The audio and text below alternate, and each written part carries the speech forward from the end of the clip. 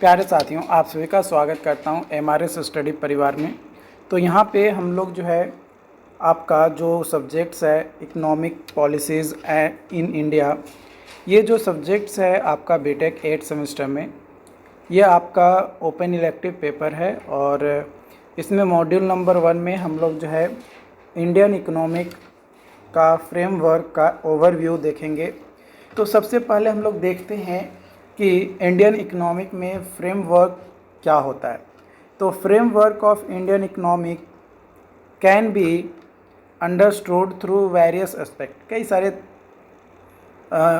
चीज़ें हैं जिसके बेसिस पे हम लोग जो है अपने जो इंडियन इकोनॉमिक है उसको फ्रेमवर्क को समझते हैं।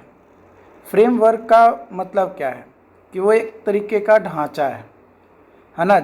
जैसा ढांचा रहेगा उसके अनुसार ही आप कोई भी कंस्ट्रक्शन हो या कोई भी चीज़ें आप प्रोजेक्ट वगैरह बना रहे हो वो आपका होता है।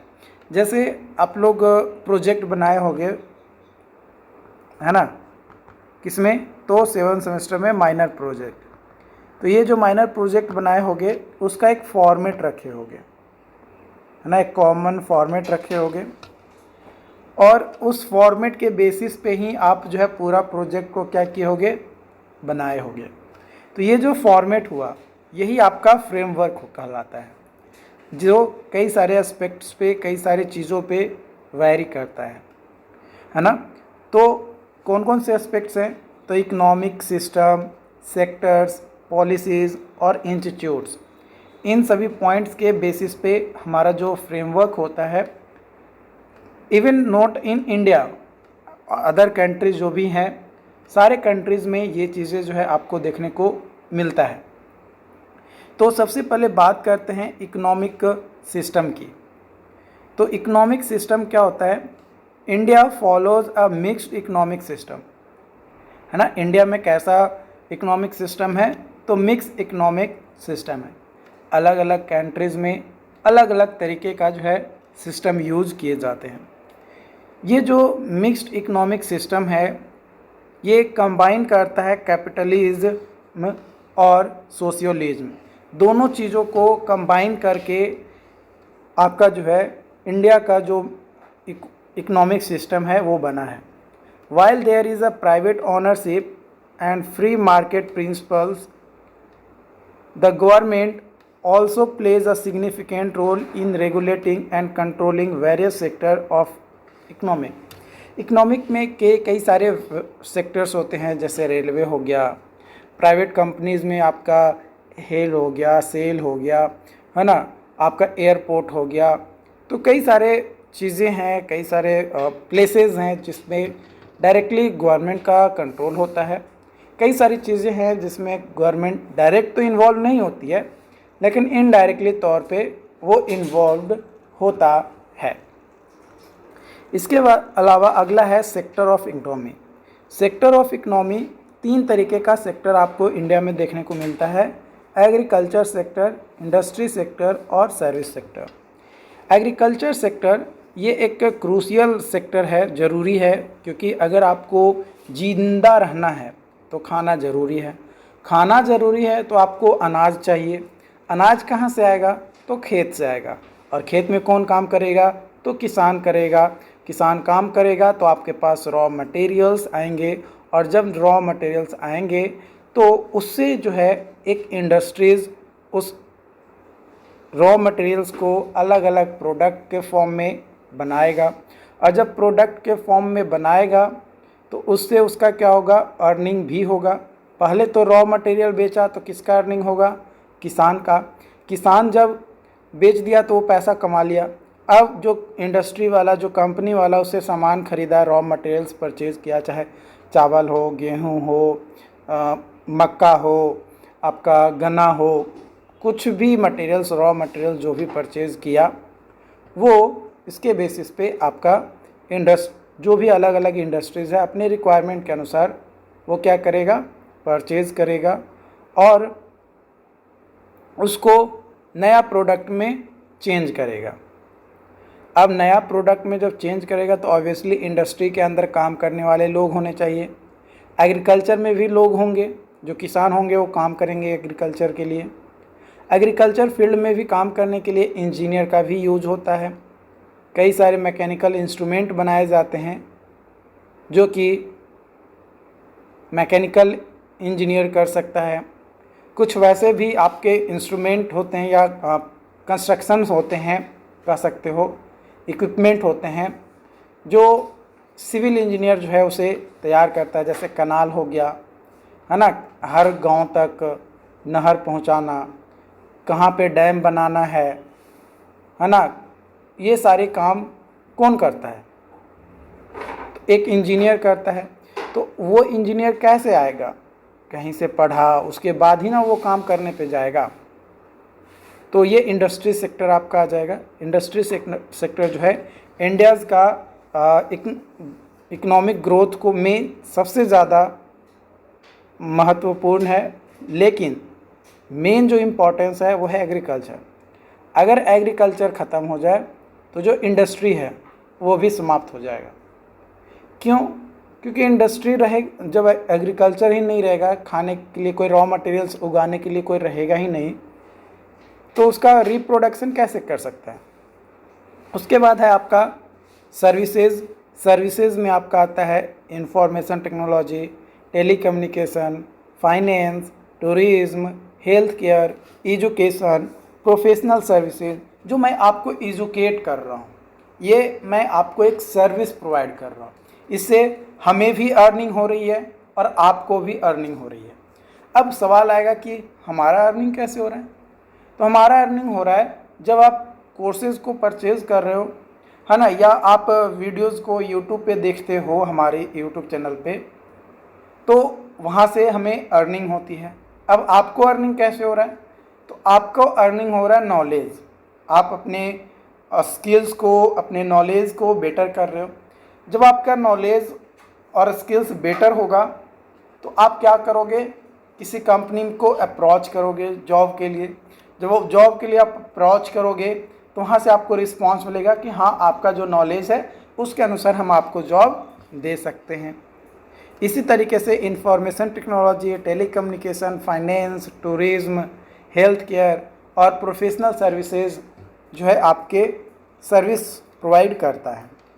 उसके बाद है आपका इकोनॉमिक पॉलिसीज़ में। इकोनॉमिक पॉलिसीज़ जो है इंडियन गवर्नमेंट के द्वारा कंट्रोल किया जाता है, रेगुलेट किया जाता है। और इसलिए रेगुलेट किया जाता है ताकि जो अपने इंडिया का जो इकोनॉमी है उसको ग्रोथ दिया जा सके, उसमें बढ़ोतरी की जा सके। इसमें सबसे पहला पॉलिसीज़ है फिस्कल पॉलिसी।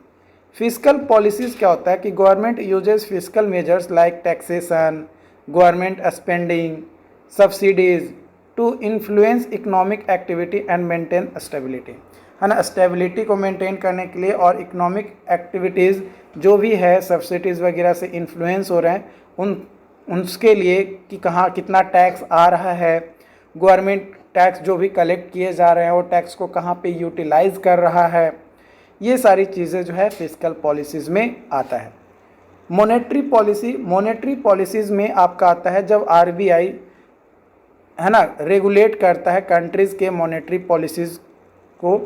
कई सारे फैक्टर्स होते हैं जैसे interest rate, money supply, inflation, to ensure price stability and sustainable economic growth. Sustainable economic growth के लिए और प्राइस स्टेबिलिटी को इंश्योर करने के लिए, ताकि जो इन्फ्लेशन हो रहे हैं या जो मनी सप्लाई हो रहे हैं या इंटरेस्ट रेट आ रहे हैं उसको आरबीआई क्या करता है? रेगुलेट करता है। जैसे देखो, हम लोग क्या करते हैं, हम लोग जो है बैंक में खाता तो खुलवा लेते हैं, है ना। हम लोग क्या किए, बैंक में गए, बोले कि भाई मेरा एक पास इतना पैसा है, मेरा जो है आप खाता खोल दो। क्या कर दो? मेरा खाता खोल दो।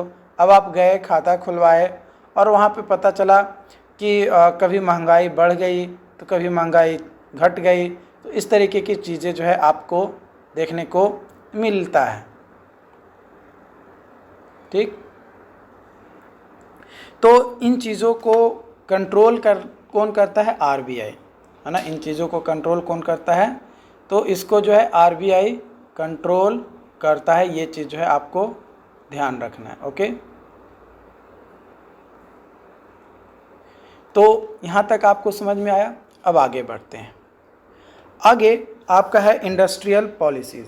इंडस्ट्रियल पॉलिसीज़ में गवर्नमेंट जो है इंडस्ट्रीज़ का पॉलिसीज़ को इसलिए लाया गया ताकि कोई भी इंडस्ट्री ज़्यादा किसी प्रोडक्ट को या किसी को शोषण ना कर सके, है ना। इसमें investment encouragement, promote industrialisation, attract foreign direct investment, boost manufacturing, इन सभी चीज़ों को क्या करता है, कंट्रोल करता है कि भाई ताकि बाहर के भी लोग आकर हमारे देश में क्या करें, इन्वेस्टमेंट कर सकें, है ना। इन्वेस्टमेंट क्या कर सके ताकि जो इकनॉमी है उसका ग्रोथ जो है देखने को मिले हमें, है ना। इसलिए जो है ये चीज़ें जो है आपको की जाती है और ये ज़रूरी भी हैं। जैसे अब अभी आप देखो हमारे देश में तो ऐसा नहीं है कि कोई मोबाइल नहीं बना रहा है, कई सारे कंपनीज़ हैं जो देश में अपने देश के अंदर मोबाइल बना रहे हैं। लेकिन वही अगर आप देखो सैमसंग का जो फ़ोन होता है या ओप्पो का जो फ़ोन होता है, ये क्या है, सैमसंग का कोरिया का है और ये ओप्पो जो है चाइना का है, लेकिन कंपनी है उसका, लेकिन इंडिया में वो आकर बना रहा है। क्यों बना रहा है? क्योंकि यहाँ पे पॉलिसीज़ वैसी बनाकर दी गई है, इंडस्ट्रियल पॉलिसीज़, कि वो आए अपने देश में और वहाँ पे इन्वेस्ट करे और उसका जो भी इन्वेस्टमेंट है उसका एक पॉलिसीज़ बनाए जाते हैं, एक एग्रीमेंट होता है कि आपको जो है इतना % टैक्स देना होगा, आपको ये इस चीज़ को पालन करना होगा। तो इन सभी चीज़ों को जो है ध्यान में रखते हुए ये चीज़ें जो है यहाँ पे की जाती हैं। ओके, तो आई होप कि ये चीज़ें आपको समझ में आया यहाँ तक। उसके बाद है ट्रेड पॉलिसी। ट्रेड पॉलिसीज़ में वही कितना सामान हमें किसी देश से लेना है, कितना सामान हमें किसी देश को देना है ना। एक फेवरेबल इन्वायरमेंट जनरेट करने के लिए एक देश से दूसरे देश के बीच में जैसे टैरिफ, कोटाज, ट्रेड एग्रीमेंट्स, इन सभी चीज़ों को क्या किया जाता है, मेज़र करने के लिए, कंट्रोल करने के लिए जो है ट्रेड पॉलिसीज़ जो है लाए गए। उसके बाद है इकोनॉमिक इंस्टीट्यूशन। इकोनॉमिक इंस्टीट्यूशन में बात किया जाए तो ये जो है इंडियन इकोनॉमिक को शेप और मैनेज करने में हेल्प करता है। जैसे आरबीआई, ये सेंट्रल बैंक होता है जो रिस्पॉन्सिबल होता है मॉनेटरी पॉलिसीज़ के लिए, करेंसी इंश्योरेंस के लिए, रेगुलेशंस ऑफ बैंकिंग सेक्टर के लिए, है ना। बैंकिंग सेक्टर को रेगुलेट करना, मॉनेटरी पॉलिसीज़ को और करेंसी को इशू करना। जैसे आप देखे थे 2016 में क्या हुआ था, आपका नोटबंदी हुई थी। नोटबंदी होने के बाद आपका जो है क्या हुआ कि नए नए नोट जो है मिले, 500 के अलग कलर में, है ना, 10 रुपये का अलग कलर में, 2000 का अलग कलर में। तो ये अलग अलग वैरायटी के जो है करेंसीज जो है क्या किए गए, इंट्रोड्यूस किए गए। तो ये जो करेंसीज आपके दिए गए, अपडेट किए गए, ये कौन किया? आरबीआई किया। आरबीआई ही जो है इस चीज़ को कंट्रोल करता है। उसके बाद आपका अगला इंस्टीट्यूशंस है ministry of finance. Ministry of finance ये क्या करता है, ये फॉर्मुलेट करता है और इम्प्लीमेंट करता है फिस्कल पॉलिसीज़, गवर्नमेंट फाइनेंसेस और overseas economic planning and budgetary matters को जो है मिनिस्ट्री ऑफ फाइनेंस देखता है। प्लानिंग कमीशंस और नीति आयोग ये क्या करता है, पहले प्लानिंग कमीशन को नाउ रिप्लेस करके अब national institute for transforming India यानी नीति आयोग बनाया गया है। इसका मेन जो मकसद है वो है कि इकोनॉमिक प्लान्स को फॉर्मुलेट करना, स्ट्रेटजी और policies for the countries development, countries के डेवलपमेंट के लिए जो है ये काम किया जाए। तो ये जो नीति आयोग है ये 2015 में स्टार्ट किया गया था, है ना। प्लानिंग कमीशंस को ख़त्म करके 2015 में आपको जो है नीति आयोग किया गया था। इसका हेड क्वार्टर कहाँ पे है? तो इसका हेड क्वार्टर है न्यू दिल्ली में, है ना। न्यू दिल्ली में जो है इसका हेड क्वार्टर है। इसके जो चेयरपर्सन है वो कौन है? तो हमारे देश के जो पीएम हैं वो आपके जो है इसके चेयरपर्सन आपका होता है। उसके बाद अगला जो यहाँ पे इंस्टीट्यूशन है वो है securities and exchange board of India, यानी सेबी। ये जो है सेबी जो है ये रेगुलेट करता है और सुपरवाइज करता है आपका security market, insuring investor protections और maintaining the integrity of market. Market की जो इंटीग्रिटी होती है उसको मेंटेन करने का काम जो है किसका होता है? सेबी का काम होता है। अगला यहाँ पे इंस्टीट्यूशनल बॉडीज़ है आपका competition commissions of India, CCI. CCI जो है ये रिस्पॉन्सिबल होता है for promoting and maintaining fair competition in various sector. कई सारे सेक्टर्स हैं जिसमें हमारा कंपटीशंस होते हैं। जैसे आपका मान लो कि एक इंडस्ट्रीज़ ओपन किया ए पर्सन, है ना, या फर्स्ट पर्सन, और एक और इंडस्ट्रीज़ खोला गया कोई सेकंड पर्सन के द्वारा, तो इन दोनों के बीच में कंपटीशन होगा। ये अगर कोई प्रोडक्ट को 10 रुपये में बेच रहा है तो ये उसी प्रोडक्ट को कहेगा कि हम भाई 5 रुपये में तुमको बेचेंगे, तुम हमारे पास आकर खरीदो।